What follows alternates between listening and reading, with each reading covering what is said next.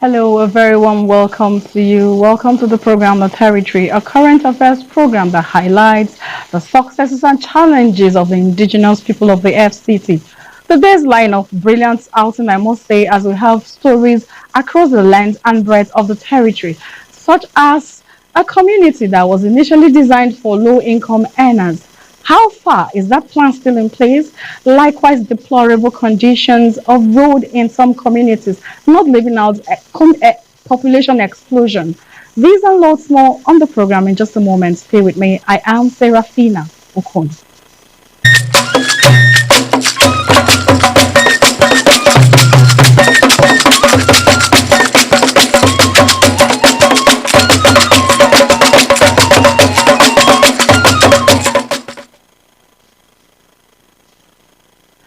Let's begin with message from the president to his dear wife as she turns 65.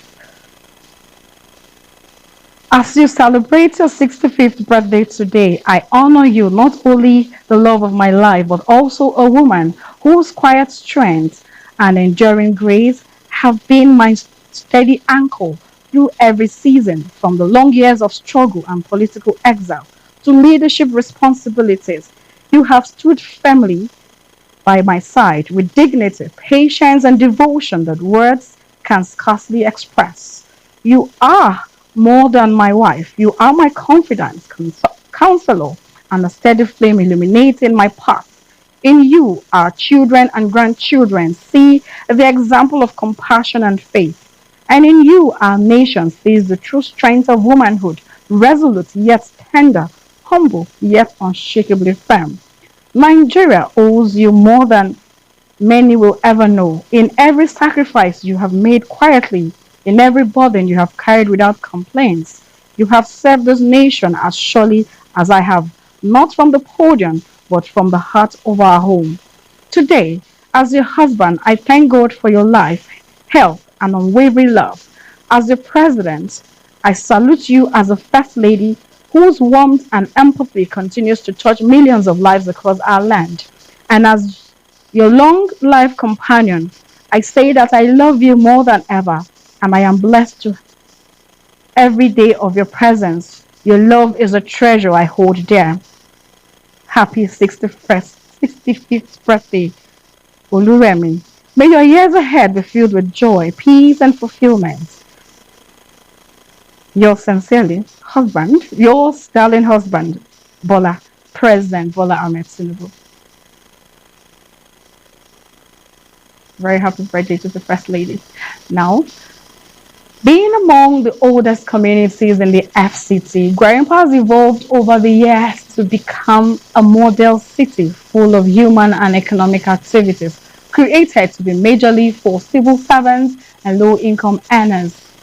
It will interest you to also know that aside the bubbling nature of this community, it still has its native who have the traditions intact. So, yours, Sefia Nomauchi, in her curiosity, went to gather the history of the evolving community that dates back to modern day 800 years ago. Let's see. Wait a minute, Gwarimpa, how did the name come about? It certainly originated from somewhere, and there must be a reason why the name Gwarimpa. Join me, let's find out how the name came about and where Gwarimpa is located. I certainly know you enjoy this journey. Gwarimpa, a beautiful architectural community, is about 16.7 kilometer drive from the city center and roughly 19 minutes aside traffic and rains. Built by late General Sani Abacha's administration in the 90s as shelter for middle-income earners, it has over the years evolved to accommodating politicians, businessmen and women, musicians, top civil servants, just to mention a few.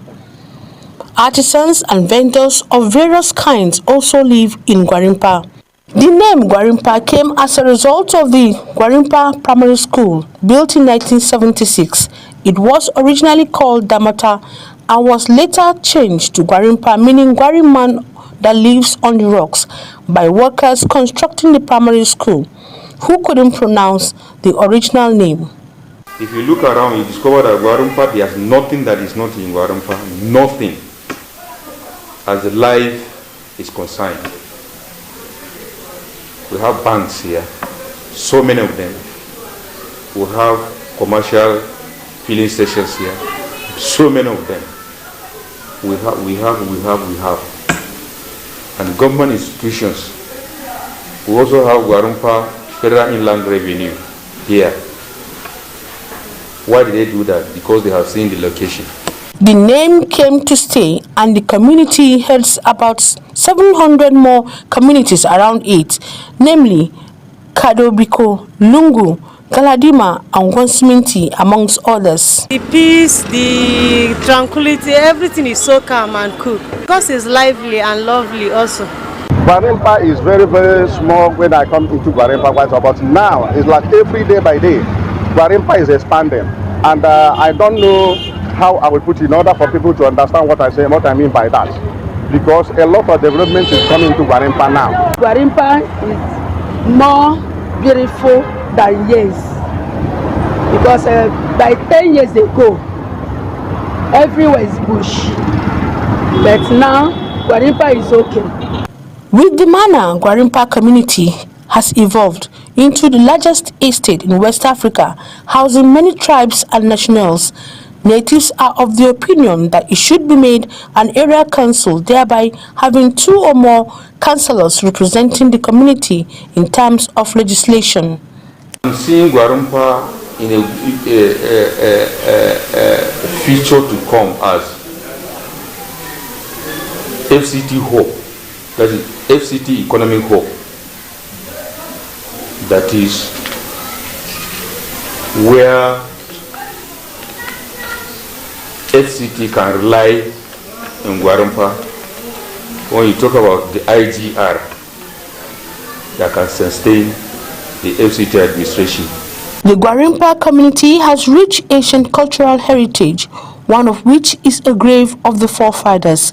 Being part of the community, the grave is in form of a house and can only be opened when the children want to pray for their fathers. If your superior is such a person that he has that mindset of not want other people to rise or other places to develop, it will be very obvious what you are seeking for your people, it will not come.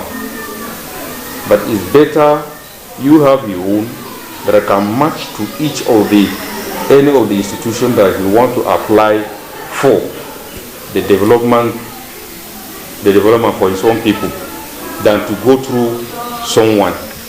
Beautifully identified by avenues 1 to 7 and by the names of prominent musicians and persons, the streets are mostly enclosed. One major law in Gwarimpa is the lack of proper waste management and deplorable roads, which residents are appealing to the FCT administration for rehabilitation of the roads and evacuation of waste management. Place is where people live, make business, make money. But the problem is that the way my sister said, issue of this dustbin is getting too much. Please, they should come and help us. I know it's not easy. So, when next you are in the FCT, visit the Gwarimpa community surrounded by rocks and have a nice time. Sophia Noma Uchi, NTA News. Indeed, Sophia, thank you. Still going back to Gwarimpa. Despite being West Africa's largest estate, Gwarimpa in Abuja conceals a harsh reality. Behind its reputation for grandeur lies the growing concerns, deplorable road conditions or road networks, and poor sanitary conditions, which is threatening residents' health and quality of life. Kama reports on the estate's struggles. Let's see it. A drive through the lengthy avenues of Gwarimpa reveals a grim picture. Despite previous promises, the roads remain in a poor state, with potholes and uneven surfaces causing daily traffic jams, especially during peak hours and weekends.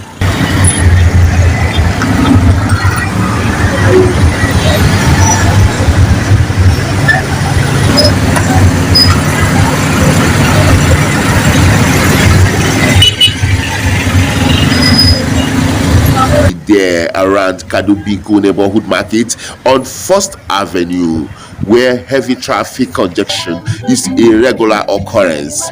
Residents are worried about safety during downpours and are urging authorities to take immediate action.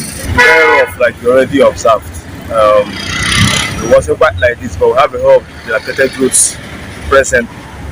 They spur from War College to Gwarinpa, the 3rd Avenue axis, the junction approaching Champion Plaza around GTB Bank, near the market is a total mess, and this part causes a lot of traffic for commuters and hard time for us, so it's not been very pleasant. Even heading towards 4th Avenue, you also have that spot that heads to Central. It's also very bad, a very dilapidated, so it's not been easy. We ask and plead with the performing minister of the FCT. He has done it before in River State. We believe that he can do it in Abuja. He should please come to our aid, try Gwarinpa people, and help ameliorate the sufferings we are going to because of the bad roads. We believe that he will do it. So he should spring into action and fix the felt portions of the roads we have in Gwarinpa. It's an appeal, passionate one for that matter. Before, if you are entering Gwarinpa, you are very, very happy. But for now, there's no anywhere, no any street for now where you enter in Gwarinpa. There's a lot, in short, no any street in Gwarinpa now where there's nothing like pothole. Even you are coming from inside your room, come outside, you are jamming pothole. Everywhere, no any street in Gwarinpa here that no any pothole. And you got a stand like 3rd Avenue. A lot of hold up there every day, all in the name of pothole. Right now, the way our FCT minister is, we know by calling him, he will come and assist us because the man is a very, very good man. The way he's doing network group now, we hope, and he's passing here at times, he will see all this pothole. Come and rescue us from it. The residents of Gwarinpa deserve better infrastructure. We will continue to monitor the situation and affairs on the roads of Gwarinpa, accommodating both low and high income earners and also serve as a commercial hub for businesses. Kama, NTA News. Kabusa residents are urging authorities to make action on 3 key fronts: extending electricity, upgrading of roads, and better emergency response, and increasing regular patrols to tackle crime effectively. Asabe Williams takes a look at this community's challenges. Kabusa, with a population of approximately 50,000 inhabitants, is predominantly home to low-income civil servants and indigent settlers. Findings reveal that the area has faced security threats, including kidnapping for ransom and criminal hideouts, which have reportedly decreased significantly due to the security measures in place to detect and prevent crime. The challenges I feel we're having here is the people are not cooperative. One, we need the vehicle, mobility. It's only one truck they have. Only one truck vehicle they have, and you can't respond to a volatile environment like the way the environment is. You understand? There's not one vehicle cannot do. We need the support of vehicles. If they can get at least 3 more vehicles. So I look at it, the Kabusa division is covering Waru. Waru is a very big community on its own. The Kabusa division is also covering Keti. You understand? So all these things are the things we put into. So you need a lot of vehicles to enable them police the environment they ask to police. The insecurity here is very bad because here we are still required to use as a village. We haven't developed like all these places like Metamat and Area 1 and the rest. This place haven't developed like that. And this place is hard to see somebody because had it been solar day, we when going you'll be seeing road clearly. If anybody in your front, you see him. But in the night, there is no energy, solar, and the rest here. Residents emphasize the need for security lights in the community as the area becomes dark by 7 p.m., posing danger especially to those unfamiliar with the community, stressing the importance of increased patrols, particularly in dark spots notorious for harboring criminal elements.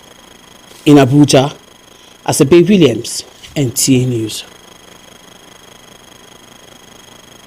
Many thanks, Asabe. We're going on a quick break. When we come back, more stories across the length and breadth of the FCT. Stay with us.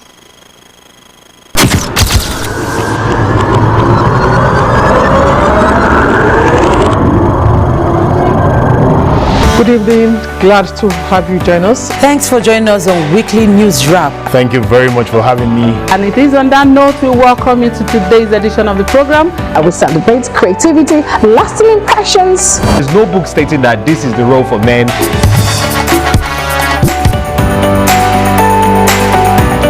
On the news. On the news at 7. The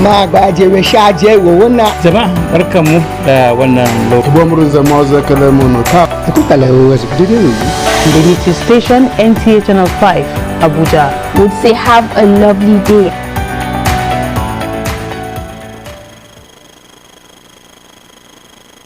Welcome back. This is the territory.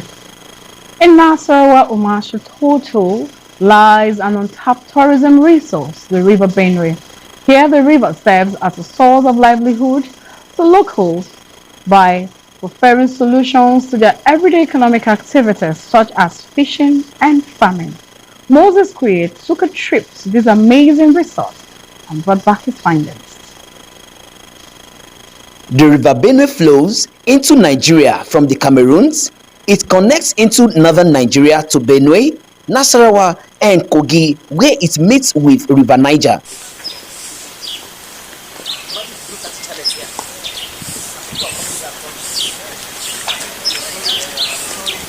Here at Nasarawa Toto, the river is more than a blessing to inhabitants. Visitors to this point of the river believe it can change the face of business activities, not just for inhabitants of the area, but for Nigerians across states and boundaries to Nasarawa who bring different items of trade for a thriving commercial venture. I'm surprised to learn that this river links up to Onitsha, right? And with a shorter span of, movement. So if we have, a ferry station here in commercial nature, people don't need to go a longer distance from this part of Addis to get to those areas. And then just across us here is Basa in Kogi State, which is probably less than 10 minutes or 15 minutes by canoe from here. So I think this is an economic hub that needs to be looked into by both government and private sector. Locals and private businesses partnerships are suggested as this would help actualize the economic potential of the river. When this place is well developed, then I think it will be even more faster for you to travel here to Kogi State and even to Onitsha to transport most of the raw materials to Abuja and even to Lagos, because we have a village here which the bridge will be developed like from Ogba to Ogbabete. That is all. It's just like 10 to 15 kilometers. So it will be more safer, and the distance that you take to run from Kogi State to Abuja, it will be even more faster from here to Onitsha. Thank you. Thank you so much. Okay. Now, Chris, our attraction to the world. We have beautiful ecosystem that can become, an engine for economic growth for the country. Locals are of the opinion that the government has a lot to benefit if it can help boost the local economy, as potentials of marine economy can be harnessed in the River Benue. In Nasarawa Toto, Moses Kuye, NTA News. Tucked away in the heart of Gosape, Berry community might seem just like another stretch of road for passing motorists. But for residents, life is far from being smooth sailing without good roads, clean water, or reliable electricity. Daily life has become a struggle. Aisha Bashir takes a closer look at the challenges faced in this community. Egi is a community that is home to mostly low-income earners, a mix of original inhabitants and people from different ethnic backgrounds. But despite its diverse population, the community is lacking in basic amenities such as healthcare, accessible roads, clean water, and security. The irony is that Egi is surrounded by affluence, yet its residents struggle to make ends meet. First thing, because life can be number one. I will need the stand activity. I will need the road, because road, if you don't see road, village, you know, stay with open road, good road. So now this baby community want. I came here 2013 working with the primary health care as a voluntary under them before I left them. But since I came to this baby, I have not seen anything bad. We are enjoying the place. The community is a nice place to live. It's a place that people enjoy. You know, we enjoy together, we stay in peace. I've never heard of anything since I came here. Or just a recent, we heard of kidnappers. They kidnap some people, they are victim of it. All of us know ourselves for here. As I didn't know this company, this company know me. But we know ourselves for here. If a stranger enter here, we know say na stranger enter here. We get peace for here, but now only road we no get for here.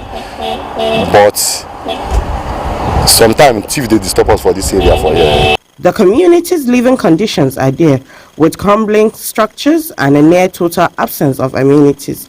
But there is one silver lining: rents are relatively affordable. Aisha Bashir, NTA News. Okay, today being International Day of Peace. Promoting unity, peaceful coexistence and dialogue for conflict resolution takes center stage as the world commemorates the 2025 International Day of Peace. With global tensions and conflicts on the rise, this year's celebrations highlight the urgent need for nations to strengthen unity and foster peace. Isaac Jibo tells us more on the significance of peace and the perspective of a cross-section of Nigerians on the global commemoration. On International Peace Day, nations echo in harmony, voices unite in hope, humanity journeys towards lasting reconciliation. As communities worldwide mark the 2025 International Day of Peace, ambience of unity and reflection fill the air. The United Nations designated event emphasizes the need for nations to embrace dialogue, tolerance, and reconciliation as pathways to lasting peace. We must come to a point where we understand that if God wanted this whole world to be one religion, he has the power to make it so. But for him to have allowed the existence of several religions, it means God wants us to understand the beauty of diversity and know how we will live together through tolerance. We are saying, let us look at the way of solving the problem. Everybody should stock his weapons, and let us be the same human beings, kind to others, and let us pray. Even if nobody kill you, you'll die. So what is the reason behind killing human beings that were created not by you? Speakers at the commemorative activities highlighted the importance of harmony in addressing global conflicts, insecurity, and humanitarian crises. They stressed that fostering peaceful coexistence requires promoting justice, equality, and respect for human rights in every society. Despite we lack of peace in the nation, we must learn to live at peace with people, whether we are of the same religious persuasion or not, whether we belong to the same tribe or not. We are one people, we are Nigeria, and when we go to travel out of the country, there is no Yoruba passport, there is no Igbo passport, there is no Hausa passport, it's Nigerian passport, that green passport. It requires commitment, patience, and genuine dialogue. History shows that conflict like apartheid, like example in South Africa or the Cold War, tension were resolved largely through negotiation and pressure rather than full-scale violence. Observers emphasize that peace begins with individuals, encouraging people to resolve disputes amicably within families, communities, and workplaces, adding that nurturing peace at the grassroots level, stronger, more united nations and a safer, more inclusive world can be built. Isaac Jibo, NTA News. Cultural diversity is, of course, one of humanity's greatest strengths. Many thanks, Isaac Jibo. And this is where we draw the curtains today on the program, The Territory. Stay for more insightful programs on the Unity Station. I am Serafina Okon. Good afternoon.